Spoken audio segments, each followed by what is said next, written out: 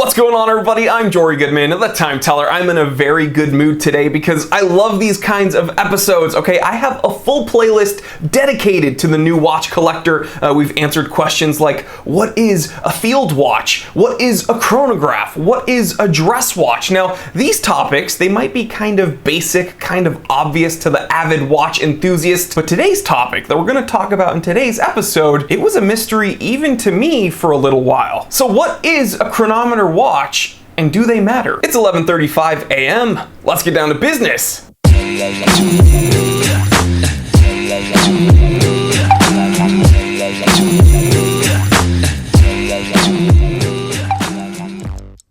Alright, so what's a chronometer watch? This word gets thrown around a ton.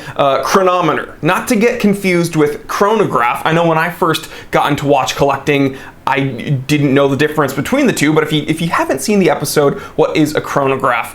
Click up here and watch that. But today we're going to be talking about chronometer watches. So to answer this question, what is a chronometer, we got to go way back in time to 1730, okay? A clockmaker named John Harrison invented something he called the marine chronometer. Now this was to help ships navigate the ocean by calculating longitude. Now remember guys, this was in the 1700s, so we didn't have Google Maps, we didn't have Waze. Oh my God, before Google Maps, I had to print out directions on MapQuest. Do you guys remember MapQuest? Okay, I'd be driving around New England, like visiting my sisters in college, and I'd have printer paper with MapQuest directions, and if you missed one of the directions, you couldn't like recalculate. It wouldn't do that, okay? You would just be lost. Oh my, we're gonna die. That's how it felt. Is MapQuest even a thing? Let's check this out. MapQuest.com. It is a thing. MapQuest bookings powered by Priceline. Okay, so they still suck. Anyway, this marine chronometer was essentially a very precise, accurate clock that you would keep on a ship, and it would be used as a mobile time standard. All right, and I know some of you guys, your eyes might be like rolling to the back of your head. Oh my gosh, I didn't turn my... It's only an iPhone 10, so I don't care. Buy some more of my watches at thetimetellershop.com so I can get the new iPhone 11. I seriously cannot believe I didn't put my phone on silent. That is so unprofessional, Gato. We will not have that happen again. Anyway, this marine chronometer, it was essentially a very precise clock that you could keep on a ship, and it would be used as a mobile time standard. So what does all this mean? Because it still might not be making sense to some of you guys. Doesn't make sense to me. Let's learn together. Well, I gotta be honest, guys, even when writing up this episode, I got some help from hothorology.org, hot spelled H-A-U-T-E, horology, not to be confused with hot horology, H-O-T. You gotta be 18 or older to go there. Don't type it in, unless your parents aren't around.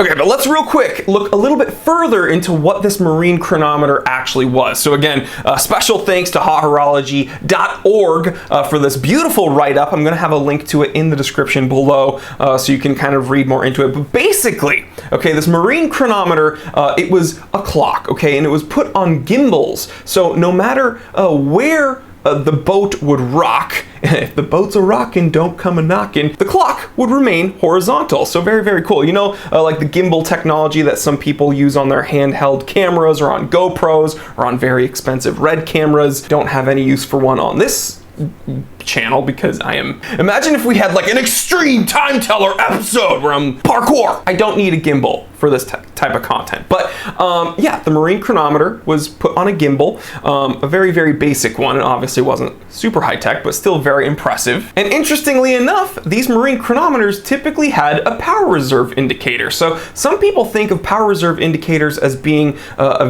fairly modern invention on clocks, on time telling devices, but this is in the 1700s, and yeah, it's got a power reserve indicator. Very cool. And if you think of, you know, personal protection when it comes to a time telling device, we often think of the Seiko Tuna with its built-in shroud. Well, these marine chronometers, it was kind of encased in beautiful mahogany, so it looked very proper and very fancy and educated.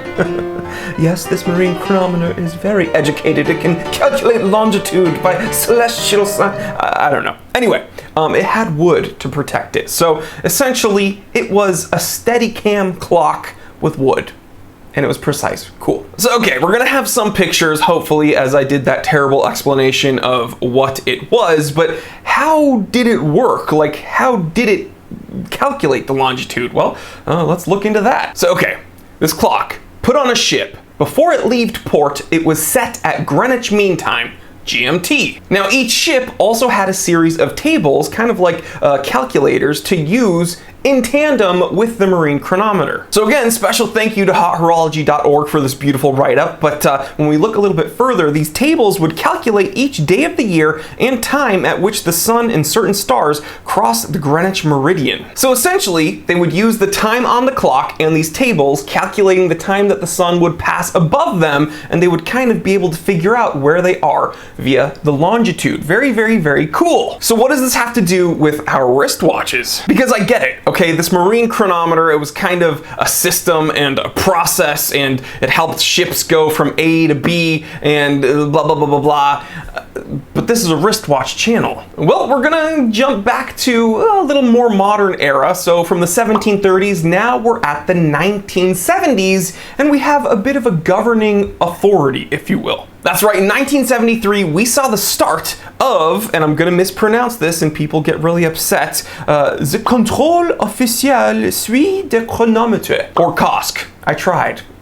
So in English, in dumb person talk, it's the official Swiss Chronometer Testing Institute. Again, we know it as Kosc. Now guys, we should note there were certain chronometer standards before 1973, but we're going to be talking about the most current iteration of Kosc. So yeah, that's why we're bringing up the 1973 era. So okay, people love to hate Kosc because they're like, okay, this is kind of an arbitrary certification, and Kosc just gives these certifications out to certain watch brands so that they can charge more and blah, blah, blah. It's just marketing. But guys, in my opinion, the Kosc seal of approval it does carry some weight because they have some pretty stringent criteria when it comes to giving their thumbs up. So let us take a look. To be Kosc certified, a movement has to be tested for 15 days. The movement has to be tested in 5 different positions. The movement has to be tested at 3 separate temperatures, 8 degrees, 23 degrees, and 38 degrees Celsius. And once all of these variables are accounted for, the average daily rate has to be within -4 to +6 seconds a day. So essentially, Kosc takes a watch's movement, they test them within all these different variables, and at the end of the road, the movement still has to be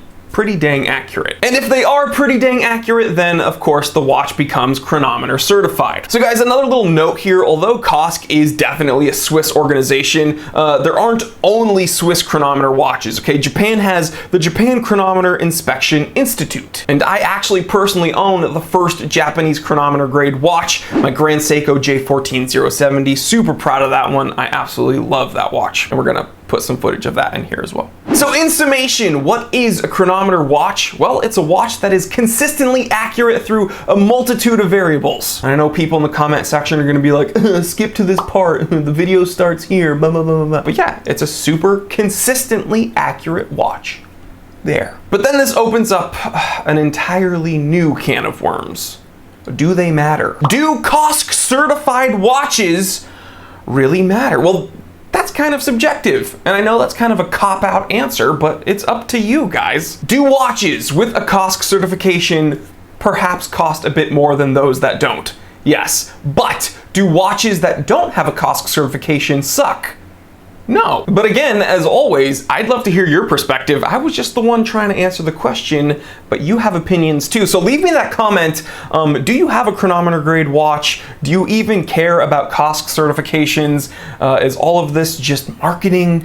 Yeah, leave me your thoughts. And did I do a good job answering the questions? I hope I did.